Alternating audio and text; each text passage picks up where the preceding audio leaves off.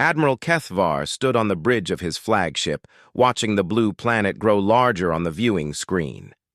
Earth hung in the darkness of space like a small jewel.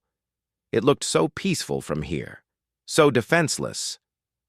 "Sir, final scans are complete," reported his tactical officer. "The planet's dominant species has barely reached atomic technology. Their most advanced weapons are primitive nuclear devices. No energy shields detected, no plasma technology. They still use chemical propulsion for space travel." Kethvar smiled, showing rows of sharp teeth. In his 300 years of service to the Zephyrian Dominion, he had conquered 47 worlds. This would be the easiest yet. The humans below had no idea what was coming. "Their population?" he asked. 8 billion individuals, mostly concentrated in large cities. Perfect for demonstration strikes. The Admiral nodded. The Dominion's strategy was always the same. Strike hard and fast at major population centers. Break their will to fight in the first few hours. Then move in occupation forces to process the survivors for slave labor. It had worked on every world they had encountered. "Begin the assault," Kethvar commanded. "Target their largest cities first." Across Earth's surface, people went about their normal lives. In New York, office workers grabbed their morning coffee. In Tokyo, children walked to school. In London, the morning news was just starting. None of them saw the dark shapes moving behind the clouds. The first plasma beams struck without warning. Entire city blocks vanished in seconds, turned to ash and melting metal. The alien ships descended from the sky like falling stars, their weapons carving through buildings as if they were made of paper. Major cities around the world erupted in flames simultaneously. Moscow, Beijing, Los Angeles, Paris, all struck at the same moment. The coordination was perfect. Within minutes, the centers of human government and military command were gone. Fighter jets scrambled from military bases around the globe. Pilots pushed their aircraft to maximum speed, determined to defend their home. But their missiles bounced harmlessly off energy shields that shimmered around the alien vessels. When the aliens fired back, entire squadrons simply ceased to exist. Tank battalions rolled out to engage alien ground forces that had landed in major cities. The human crews showed incredible courage, charging forward even as they watched their fellow soldiers die around them. But their shells could not penetrate the energy barriers protecting the invaders. Plasma weapons melted through the heaviest armor like it was butter. Within 6 hours, every major military installation on Earth had been destroyed or captured. The alien ships moved with impossible precision, as if they already knew where every weapon and soldier was located. Human resistance crumbled not because of cowardice, but because their technology was simply too primitive to even scratch the enemy.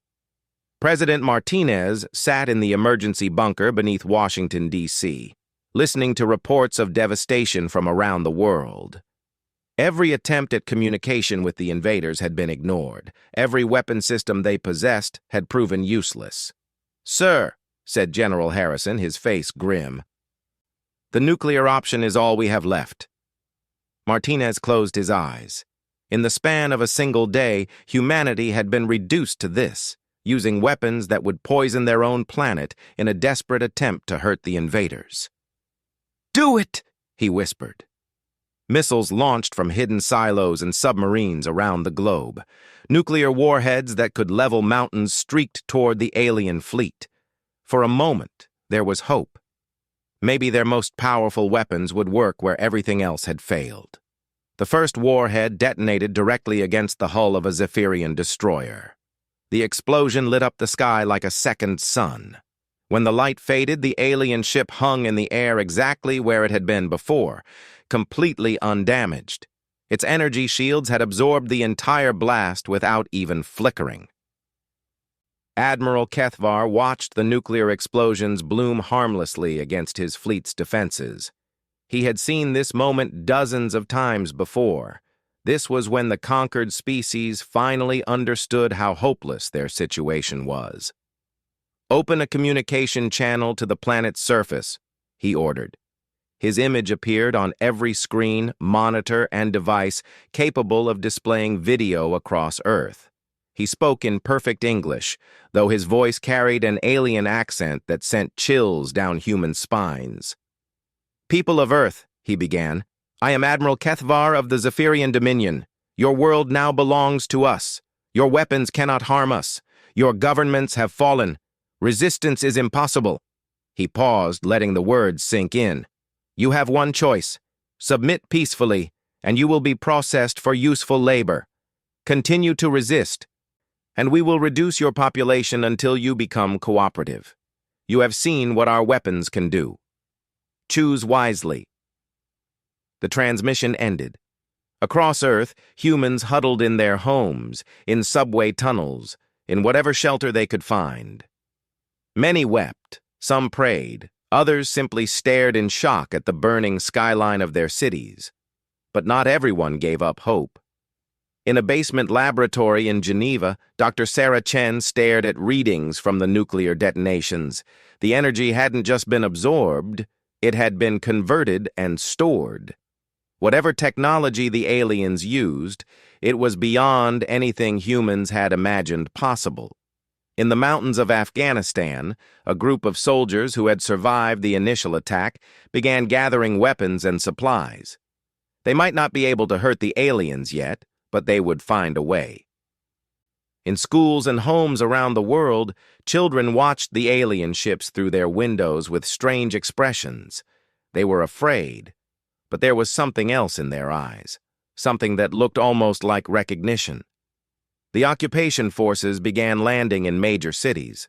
Tall reptilian creatures in advanced armor stepped out of their ships and began setting up processing centers. They moved with the confidence of conquerors who had done this many times before. But Earth was different from the other worlds they had conquered, though they didn't know it yet. Beneath the surface, in the very DNA of every human being, ancient code was beginning to stir. Code that had been waiting for this moment for thousands of years. The war for Earth had begun. The aliens had superior technology, overwhelming force, and centuries of experience in conquest. They believed victory was certain. They were about to learn how wrong they could be. 6 months had passed since the Zephyrian ships first appeared in Earth's skies. Admiral Kethvar walked through the processing center in what used to be central London, reviewing reports from around the planet. By now, the conquest should have been complete. The human spirit should have been broken. But the numbers on his datapad told a different story. "Explain this to me again," he said to Commander Xerix, his chief of operations. "On Kepler 442b, resistance ended completely after 3 months. On Proxima 7, it took only 5 weeks. Why are these humans still fighting after half a year?" Commander Xerix's scaled features showed concern. "Sir, they're different from other species we've conquered.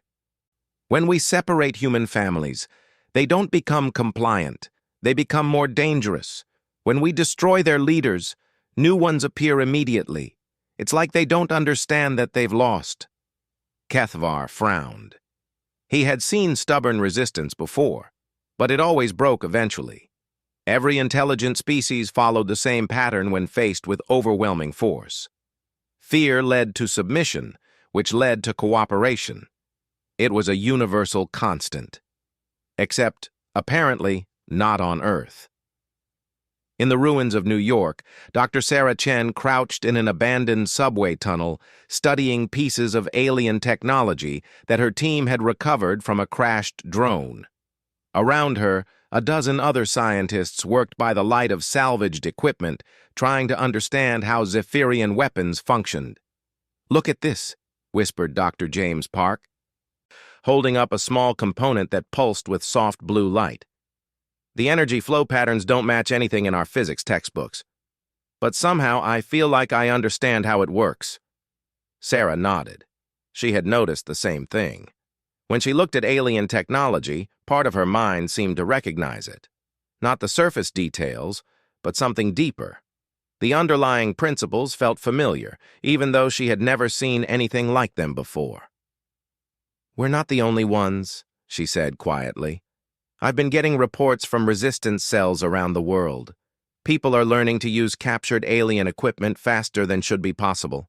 Some are doing it without any training at all." 3 levels above them, Zephyrian patrol units moved through the abandoned streets. The aliens had learned to travel in larger groups after too many solo patrols had simply vanished.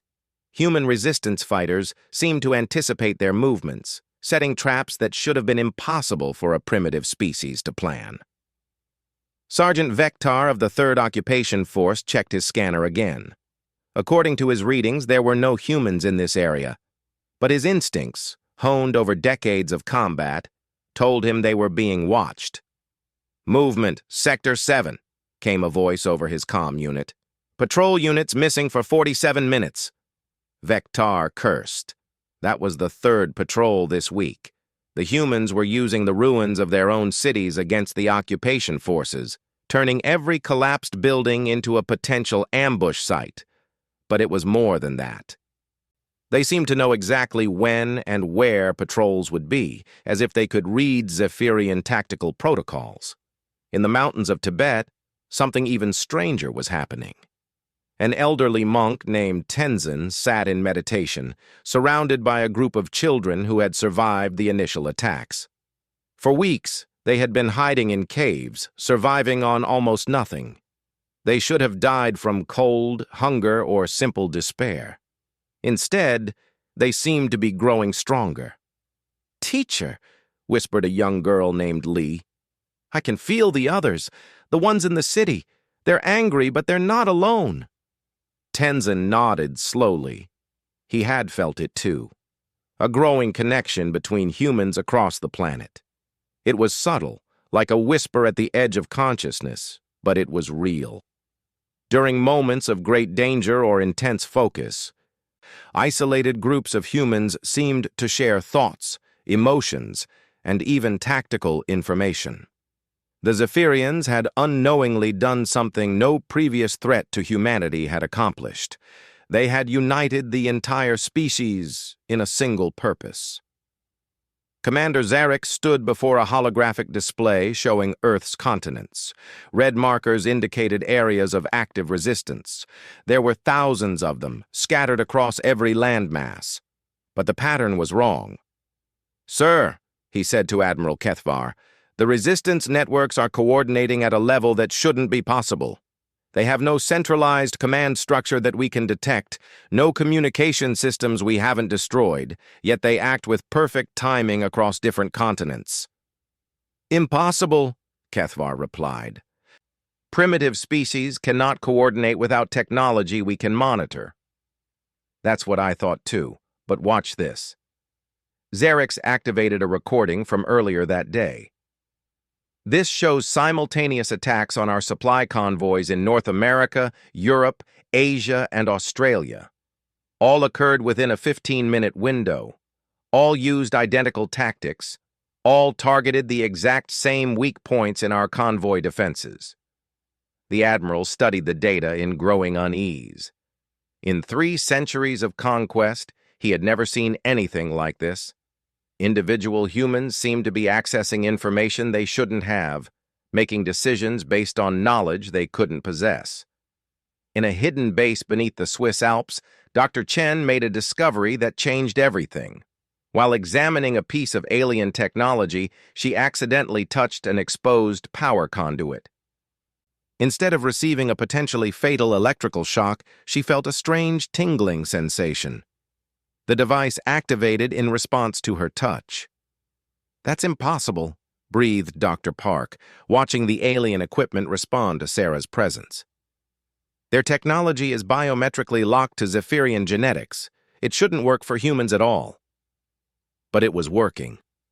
As Sarah concentrated, the alien device began displaying information in symbols that somehow made sense to her, even though she had never seen them before. Technical specifications, energy flow patterns, operational parameters, all of it flowed into her mind as if she was reading her native language. Around the world, similar discoveries were being made. Human children were instinctively understanding alien technology. Resistance fighters were somehow overriding Zephyrian security systems. People trapped in impossible situations were surviving through methods that defied medical science. Something fundamental was changing in the human species, something that the Zephyrians had triggered without knowing it. Admiral Kethvar reviewed casualty reports from the past month. Zephyrian losses were increasing at an alarming rate, not because human weapons had improved, but because humans themselves were becoming more effective. They moved faster, thought clearer, and cooperated with an efficiency that bordered on the supernatural. "Sir," Commander Zarek said hesitantly, "some of the troops are reporting unusual encounters, humans surviving in conditions that should be lethal, groups of resistance fighters moving like they share a single mind, children who seem to know things about our technology that they couldn't possibly know." "Superstitious nonsense," Kethvar snapped. But privately, he was beginning to worry. The conquest of Earth was taking far longer than planned. The Dominion High Command was starting to ask questions about his progress. He activated a communication link to the Dominion capital. "This is Admiral Kethvar requesting additional reinforcements for the Earth occupation." The reply came back almost instantly. "Request denied. You have sufficient forces to subdue one primitive planet. Complete the conquest immediately." As the transmission ended, Kethvar stared at the tactical display. Red resistance markers continued to multiply across the globe. Whatever was happening to the human species, it was accelerating. For the first time in his long military career, Admiral Kethvar began to wonder if the Zephyrian Dominion had chosen the wrong planet to invade. Dr. Sarah Chen stared at the test results in disbelief. The blood samples she had collected from resistance fighters across 3 continents all showed the same impossible changes. Human DNA was rewriting itself. "James, look at this," she called to her colleague. "Chromosome sequences that were dormant 6 months ago are now fully active. It's like someone flipped a switch in the human genome." Dr. Park studied the genetic data on their makeshift laboratory screen. "These aren't random mutations, Sarah. This is coordinated genetic activation. But coordinated by what?" Above them, in the ruins of Geneva, something extraordinary was happening. A Zephyrian patrol had cornered a group of human civilians in a collapsed shopping center. The aliens had surrounded the building and cut off all escape routes. By every tactical calculation, the humans were trapped. But the civilians weren't acting like trapped prey. Sergeant Vectar watched through his weapon scope as the humans inside the building moved with impossible coordination. They weren't communicating with radios or hand signals, yet they acted as one organism. When his unit moved to the east entrance, the humans somehow knew and prepared defenses. When he ordered a flanking maneuver to the south, they had already repositioned to counter it. "How are they doing this?" demanded Corporal Zexhai over the comm channel. "We're using sound dampeners. They can't hear our movements." Vectar had no answer. The humans seemed to know exactly where every Zephyrian soldier was located, even through solid walls and at distances beyond their visual range. Inside the building, 8-year-old Emma Watson held her mother's hand and whispered, "They're coming from the left now. Tell the others." Her mother, Rebecca, should have asked how her daughter could possibly know this. Instead, she found herself completely certain that Emma was right. The feeling flowed through her mind like a gentle current, carrying information that came from somewhere beyond her individual senses. The same certainty spread through every human in the building. Without words, they moved as one, repositioning to face the new threat. Men and women who had never held weapons began dismantling alien equipment with their bare hands, guided by instincts they didn't understand. Dr. Chen felt it too, 3 kilometers away in her underground laboratory. A sudden awareness that humans were in danger, followed by a flood of tactical information that seemed to download directly into her consciousness. She found herself understanding Zephyrian movement patterns, weapon specifications, and defensive weaknesses as if she had studied them for years. "The genetic activation isn't random," she whispered, her mind racing with new understanding. "It's a response, something built into our DNA that only triggers when our species faces extinction." Around the world, the changes were accelerating. In Tokyo, resistance fighters began interfacing directly with captured Zephyrian technology through touch alone. In São Paulo, children started speaking about alien ship locations they had never seen. In Moscow, separated groups of survivors began coordinating attacks with perfect timing, despite having no communication equipment. Admiral Kethvar stood in his command center, watching reports pour in from across the planet. What he was seeing violated every principle of xenobiology in his training. "Sir," Commander Xerix said, his voice tight with concern, "we've lost contact with 17 patrol units in the last 6 hours. The humans aren't just resisting anymore. They're hunting our forces with tactical precision that rivals our best military units." "Show me," Kethvar demanded. The main display lit up with recorded footage from a patrol unit's final transmission. Zephyrian soldiers were moving through an abandoned city when humans seemed to materialize out of nowhere. But these weren't the desperate, poorly coordinated attacks of 6 months ago. The humans moved like elite commandos, anticipating every Zephyrian response and countering it before the aliens could react. Most disturbing of all, the humans were using Zephyrian weapons with impossible skill. Devices that required years of training for Zephyrian troops to master were being operated flawlessly by humans who couldn't have had more than minutes of experience with them. "How long have they possessed our technology?" Kethvar asked. "The equipment was captured only hours before this attack, sir. There's no way they could have learned to use it so quickly." But they had. Across Earth, humans were discovering they could activate alien technology simply by touching it with focused intent. Energy weapons that were genetically locked to Zephyrian DNA somehow recognized human contact as valid. Defense systems accepted human commands as if they had been programmed for human use. In the hidden laboratory, Dr. Chen made another breakthrough. While analyzing the active genetic sequences, she discovered they weren't random evolutionary artifacts. They were designed, engineered, created by an intelligence far more advanced than either humans or Zephyrians. "James," she breathed, "these genetic sequences aren't natural. Someone built them into human DNA deliberately, like a security protocol that would only activate under specific circumstances." "What kind of circumstances?" "Species-level extinction threat." She turned to face him, her eyes wide with realization. Someone knew this day would come. They prepared us for it. The implications were staggering.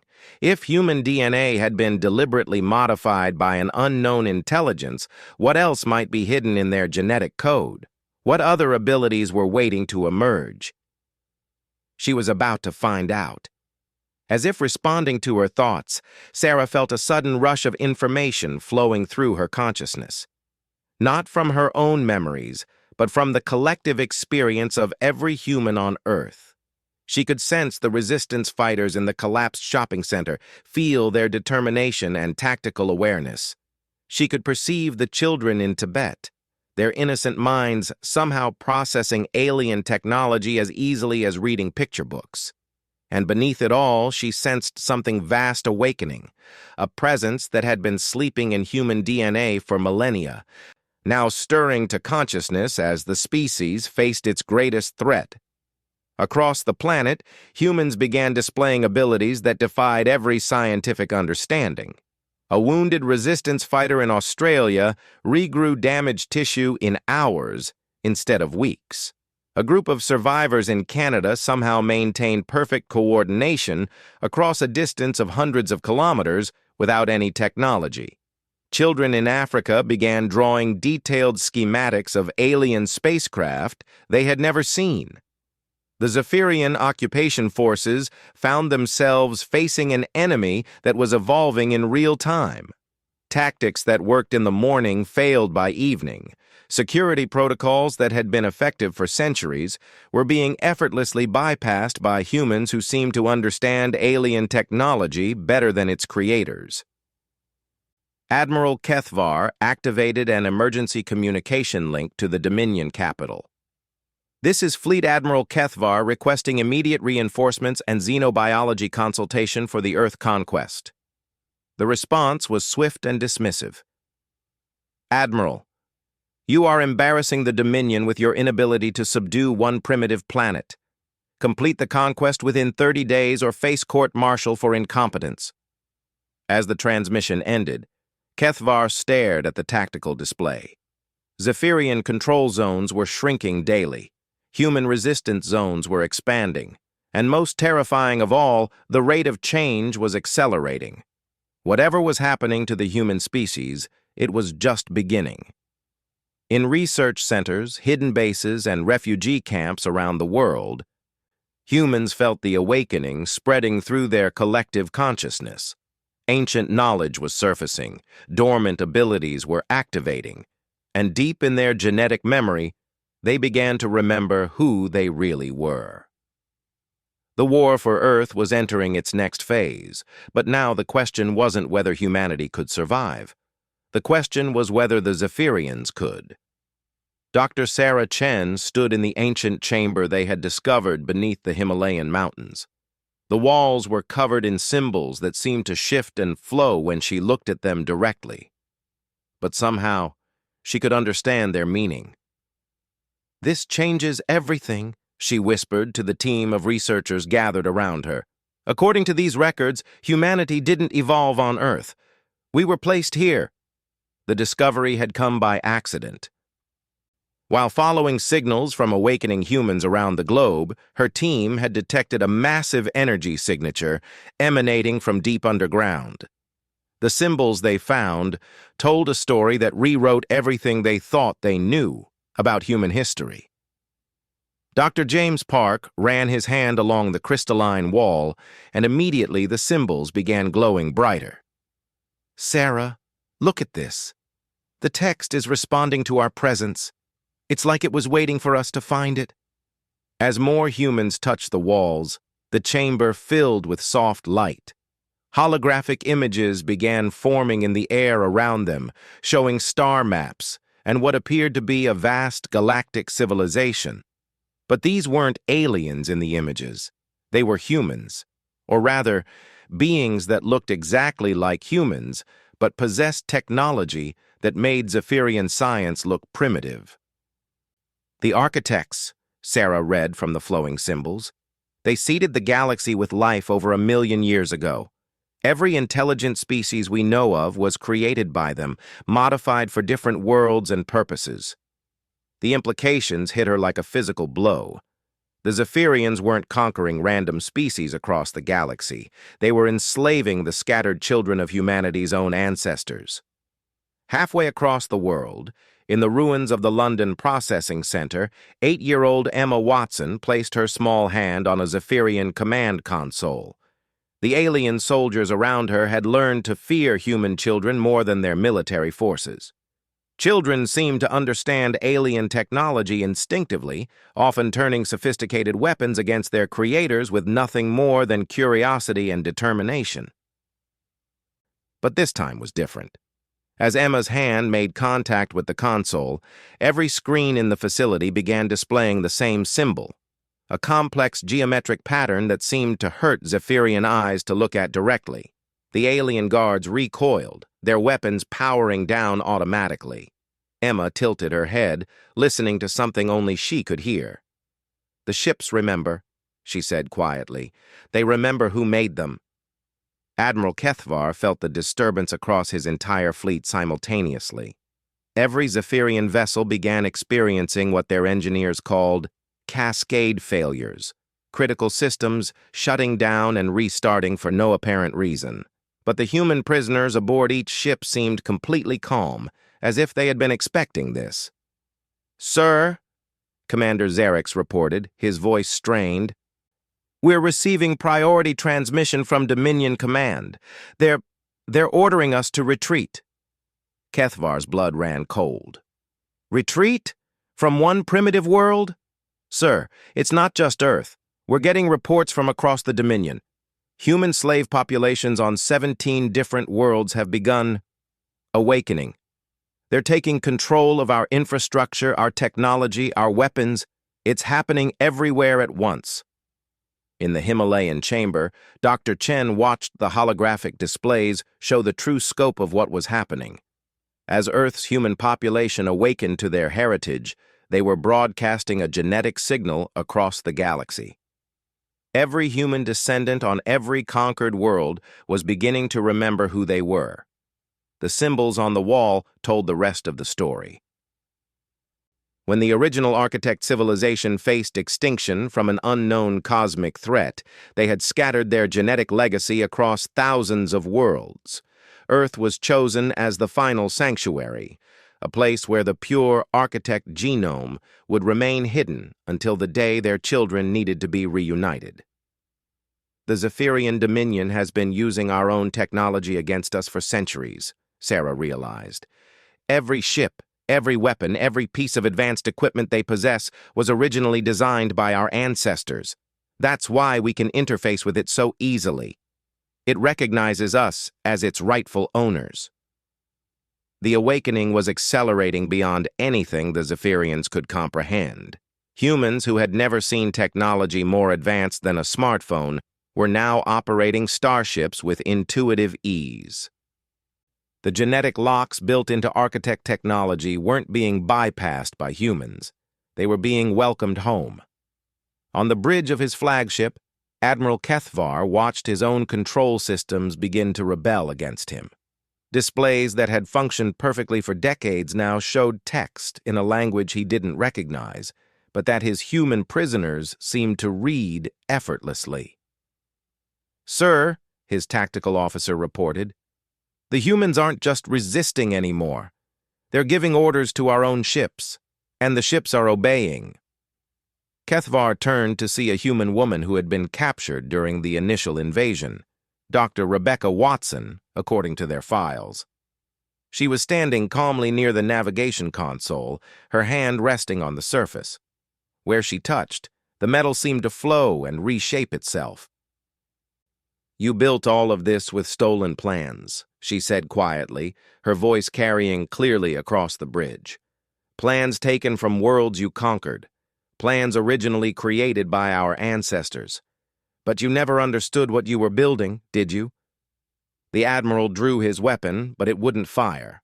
The energy patterns that powered Zephyrian plasma weapons were based on architect principles. And those principles now recognized Rebecca as having higher authorization than any Zephyrian commander. Across the galaxy, the same scene was playing out on thousands of Zephyrian vessels.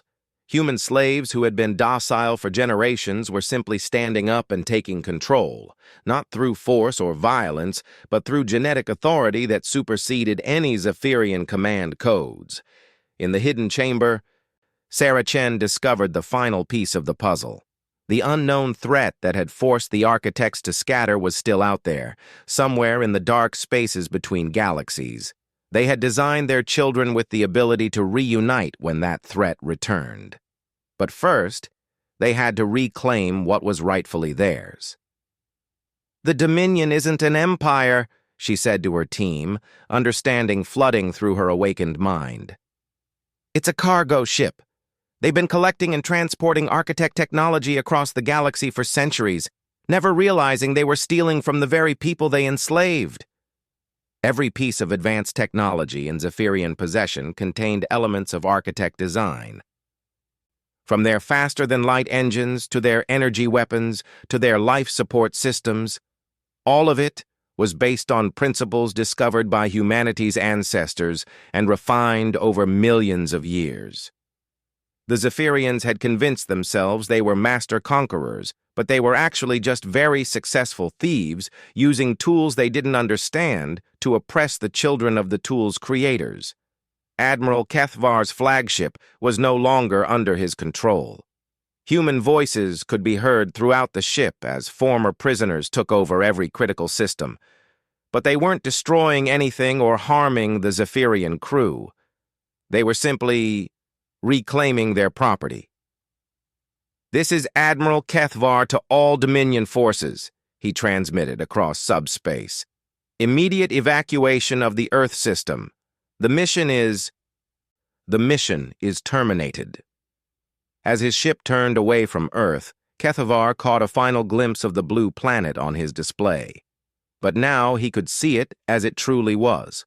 Not a primitive world ripe for conquest, but the awakening home of the galaxy's true masters.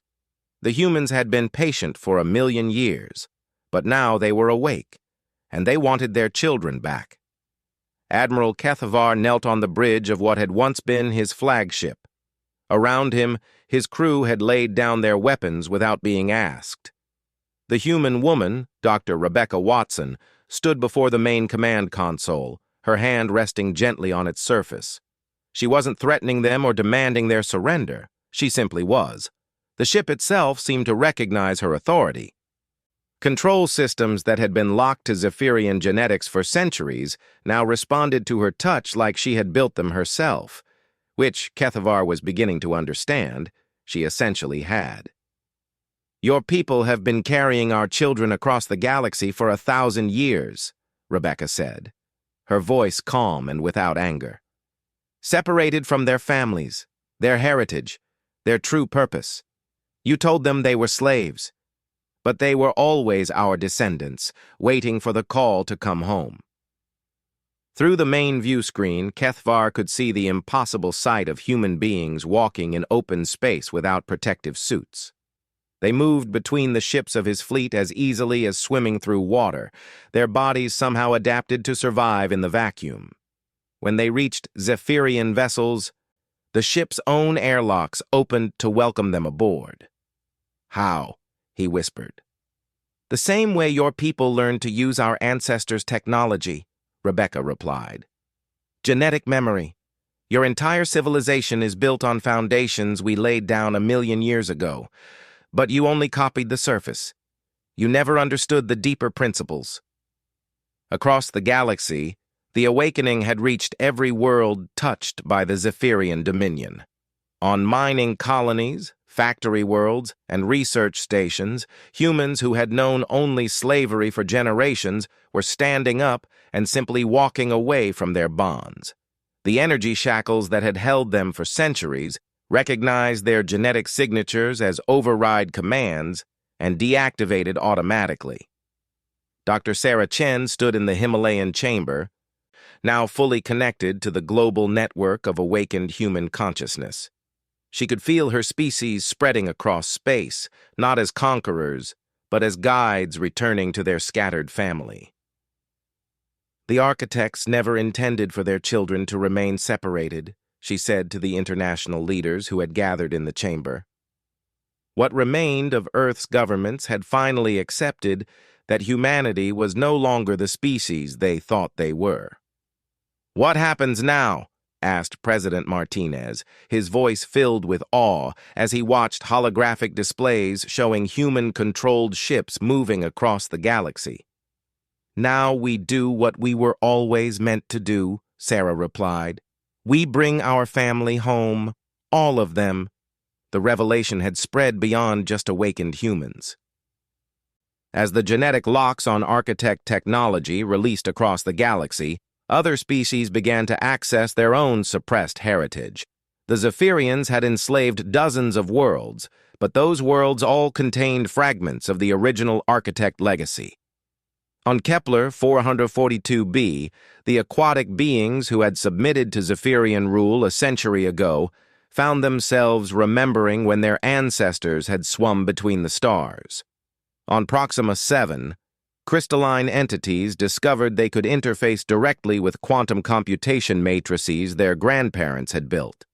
Every species the Dominion had conquered was awakening to the memory of what they had been before the Zephyrians found them. And at the center of it all, connecting them like nodes in a vast network, were the humans, the pure genetic legacy of the architects. Admiral Kethvar watched his tactical display update in real time as Dominion control collapsed across 17 star systems.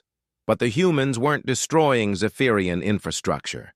They were absorbing it, integrating it, improving it. Ships that had taken decades to build were being upgraded in hours by humans who seemed to understand their design better than their original engineers. "What will you do with us?" he asked Rebecca. She turned from the console, and for the first time, Kethvar saw something like sadness in her eyes. The same thing our ancestors would have done. "We're going to give you a choice." On the main display, an image formed of the Zephyrian home world. Cities of gleaming spires rose from red desert sands. It was beautiful, but Kethvar could see the underlying problems his people had struggled with for centuries. Resource depletion, environmental degradation, social stratification that had driven them to seek wealth and stability through conquest. "Your people turned to empire because you were dying," Rebecca continued. "Your world was failing and you thought the only solution was to take what others had built. But there's another way." The image changed, showing the same cities but transformed. Desert sands bloomed with green vegetation. The air shimmed with clean energy fields. The spires still rose toward the sky, but now they were surrounded by parks and gardens instead of industrial complexes. "This is what your world could become," Rebecca said. "Not through conquest, but through cooperation. Our ancestors seeded the galaxy with life because they believed every intelligent species had the potential for greatness. That includes yours." Kethvar stared at the vision of his home world reborn. "You would help us after everything we've done?" "Not just your people," Rebecca replied. "Every species the Dominion ever conquered, every world that was stripped of resources, every population that was enslaved. The architects left us the tools to heal galaxies. We're going to use them." Across space, the transformation was already beginning. Human engineers, people who had been working in fast food restaurants and office buildings just months before, were somehow redesigning starship engines to run on renewable quantum energy. Former accountants were calculating resource redistribution patterns across dozens of worlds. Children were drawing plans for cities that could exist in harmony with their environments. The awakening wasn't just about remembering ancient knowledge. It was about applying that knowledge with 1,000,000 years of accumulated wisdom about what truly mattered. On Earth, the alien occupation forces found themselves faced with an unprecedented situation. The humans they had conquered were offering them sanctuary, not as prisoners or slaves, but as guests and potential allies. Young Emma Watson stood in the London Processing Center, surrounded by Zephyrian soldiers who towered over her small frame. But she wasn't afraid of them anymore. When she looked at them, she could see past their scales and claws to the frightened beings underneath. "You don't have to be afraid," she told them in their own language, words flowing from genetic memories of 1,000 conquered peoples. "We're not going to hurt you. We want to help you find your own way home." Admiral Kethvar felt tears he didn't know his species could shed as he watched his officers, soldiers who had known only warfare and conquest, being taught by human children how to grow food that could thrive in Zephyrian soil. Technologies that his people had spent centuries trying to develop were being shared freely, with no expectation of payment or servitude. "Why?" he asked Rebecca. "We invaded your world. We tried to enslave your people.